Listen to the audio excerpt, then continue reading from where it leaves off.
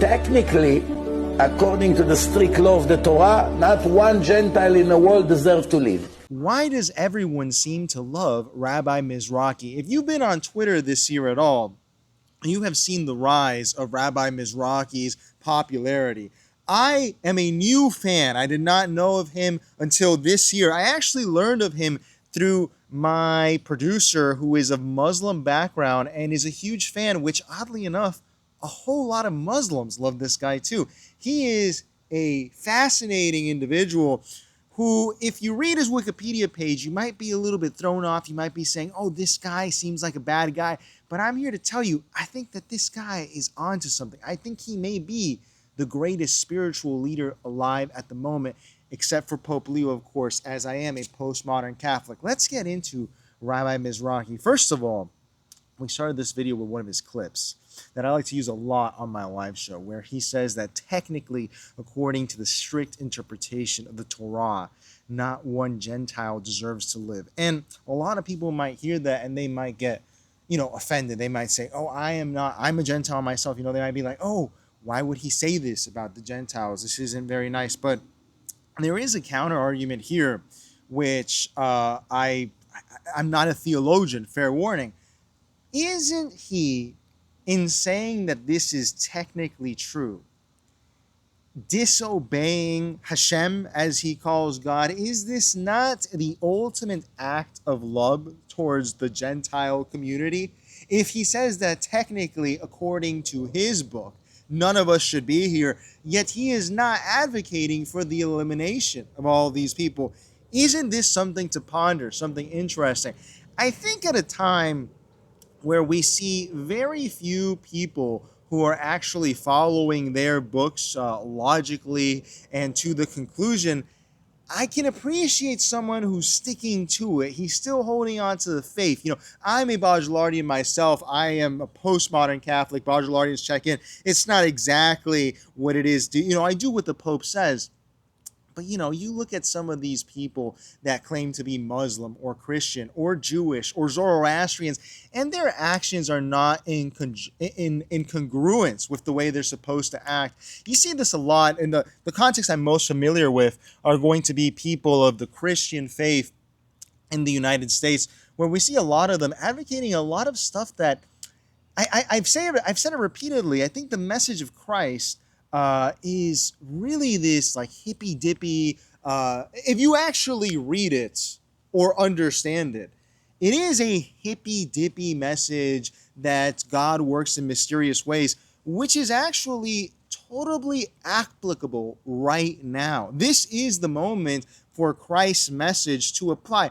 Yet no one is, in this age where we all kind of recognize we live in a sort of hell, we're in some sort of punishment, a fallen state.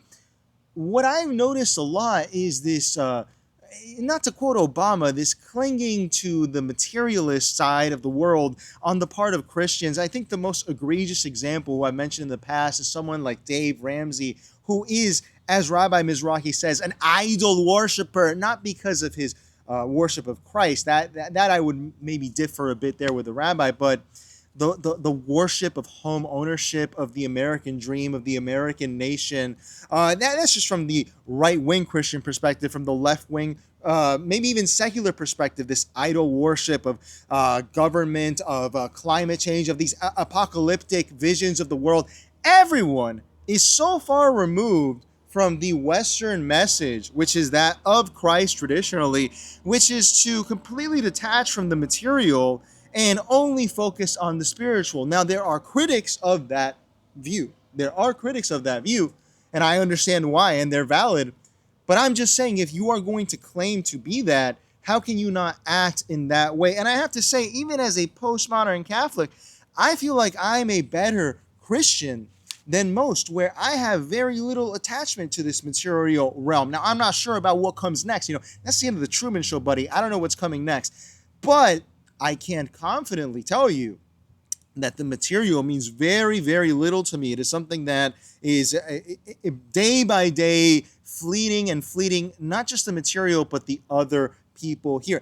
And why is that important? How does this relate to Rabbi Mizrachi? That's why, first of all, I think it's important to note that if he is a man who believes what he says, which if you watch what he says, I think he definitely believes what he says, he is disobeying his God and trying to help us out, the Gentiles, as well as his community. Why do I say that? Rabbi Mizrachi has given me, and I think a lot of people, a terminology, a language to express our frustrations with our fellow human beings, Gentile or not, that has been popularly accepted to an extent, but there's a lot of runway left. Last year, we saw the rise of the word goy slop. Some people said this word was anti-Semitic. I never considered it that at all. I thought that it was simply a way for Gentiles and non-Gentiles alike to keep each other accountable from ingesting things that are destroying your insides, whether it's red 40 or excessive trans fats. This was, I don't know if Rabbi Mizrachi was involved in that, the beginning of this terminology that I saw. But over the past year, this whole year, these last 6 months, I, through my exposure to Rabbi Mizrachi, through my interactions with other people that have been exposed to him, have adopted the terminology to express my frustration in a not productive but detached way. Okay? And what I mean by that is, and by the way, I've seen a lot of people start doing this, man. Even people who are anti-Semitic. I don't like to jacket anyone with anything, like Mr. Nick Fuentes does this as well, where I don't like to explain myself anymore. I'm at an age where I don't explain myself. I don't use oxygen on people that I don't care about. And for example, if I'm with a friend and they say, hey, do you mind going to the gas station and picking up a pack of gum for me when we meet up tonight? I tell him, honestly, Bob, I don't want to deal with those goys today. I actually don't want to do that. So can you do it? I can't do it. I can't do it. Rabbi Mizrachi has been able to point out all of the annoying, incessant, and terrible behavior that we see nowadays and give it a anthropological spiritual framework. Ever since I started listening to Rabbi Mizrachi, I've stopped walking around like a goy, smoking grass and whatever, as he says, because you really start to develop an intolerance for this kind of behavior. And I think we're all there, man. This is very liberating stuff. If you accept that there are people who are going to goy out, this is, dude, as a Gentile, man, I'm not going to deal with the guy with the foam finger and the basketball jersey telling me about the new Marvel movie that he watched in between commercial breaks of The Big Bang Theory. No, that you want to go walk like a goy, go do it over there. I don't want to deal with that, actually. Now I have an excuse. I can describe this behavior. We used to call it all sorts of things like cringe and all this. No, this is the behavior of the goy. And it's so liberating to know that, because when you accept that is not even the baseline. I think that's like the 60th percentile and below of human beings, Gentile or not, I assume. I don't know. I don't know many Jewish people. I have Jewish friends, but I'm not part of that insular community. You really are liberated. You feel less of a reason to argue with them. I'm not going to argue with you why sports gambling and smoking pot is a good or a bad idea. I'm just going to go, listen, man, you want to go goy out over there. That's fine by me. I have no problem with that. You live your life. And as Rabbi Mizrachi says, if you fulfill your mission as a goy, which I assume is going out, you will get to the heaven of the goyim, as he calls it. You want to go up there, foam finger in the sky, watching the 2006 Miami Heat fight each other for the Stanley Cup, and then go to the Regal Cinema to watch Wall-E, you go to the heaven of the goyim. That is fine. I'm not going to get in the way of your mission. This is your mission. This is the most valuable apport of Rabbi Mizrachi, in my view, which is that I'm not Jewish, man. But I think after COVID, most of us have noticed we call them all sorts of things. NPCs. cringe, what is it, woke mind virus, mass media psychosis, all of this. There are things that you observe these days, gentile or not, and you go, this is not for me, this is for some other human being, something is, I don't even know it is a human being, I will call them a goy.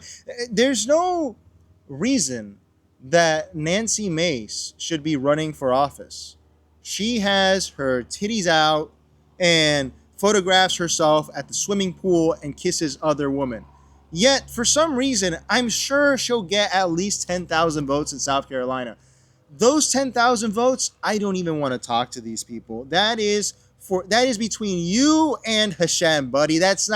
I'm not getting involved in that. This is incredibly liberating, and that's just one part of it. We might do a follow-up to this. I see a lot of people are trying to interview this guy, including Sneeko, discussing. I'm glad he said no to Sneeko.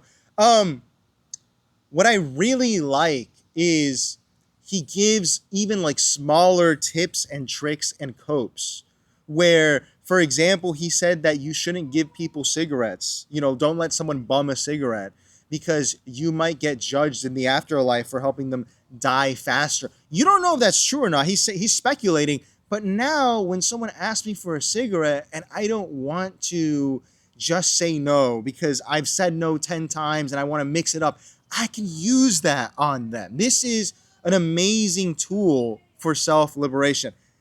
Again, I am not Jewish. I don't know what the theology is, but you got to look into this guy, man. Ever since I started watching these videos on the timelines, I watched some full lectures too. He posts them on Twitter. I have never felt this liberated from the burden of trying to elevate my fellow man. If you want to go to the grocery store walking like a goy, smoking grass, and go buy goy slop, go ahead, buddy. I'm not going to stop you. That's up to you. That's for you. I'm going to be over here not going out. If I catch myself going out, I'll be like, hey, listen up, stop going out. And sometimes you may even have to go out. Sometimes you have to go watch the basketball game or something. But for the most part, I'm going to avoid it because I don't think it's productive for this life, this realm. And yeah, that's why Rabbi Mizrachi is probably the first Jewish guy I've seen who's like in their clergy. And I've actually heard them and I'm like, this guy's kind of making a lot of sense. Seems like he's actually sticking to his guns. I don't know if he's right or wrong, but at least he's sticking to him. I mean, who else are you going to listen to? Dave Ramsey, Muhammad Hijab, disgusting. What do you think of all of this? Do you think that there is going to be a lot of runway here with Rabbi Mizrachi? Or do you catch yourself going out and stopping yourself these days? Let me know in the comments. I appreciate what everyone has to say, but always be sure to like, comment, and subscribe. Join us on the Patreon. Join us on Discord. Join us on our lives. We do call-ins. Links are all in the description, but most importantly, hit that subscribe button and let me know. I'm very curious what Gentiles and non-Gentiles alike have to say about this topic. I appreciate you, ladies and gentlemen.